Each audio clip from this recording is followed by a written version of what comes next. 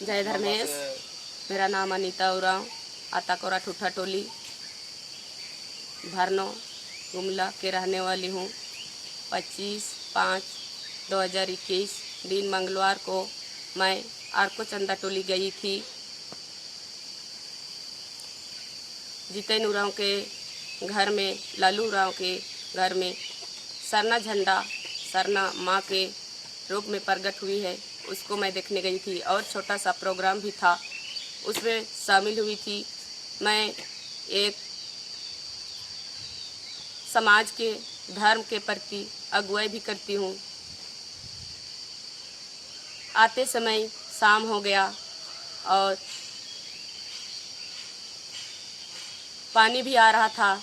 साड़ी को संभालते संभालते मेरा थैला गिर गया। थैला में पर्स था, मोबाइल था, एक लोटा था। पर्स में 1700-1800 रुपया था और आधार कार्ड भी था।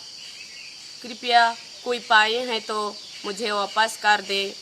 मैं आप लोगों को 10 अंगुली जोड़ के विनती करती हूँ, सरना माँ से प्रार्थना करती हूँ। मैं दुआ दूंगी, मेरे घर तक कृपया पहुँचा दे। जय धर्मेश, जय चाला।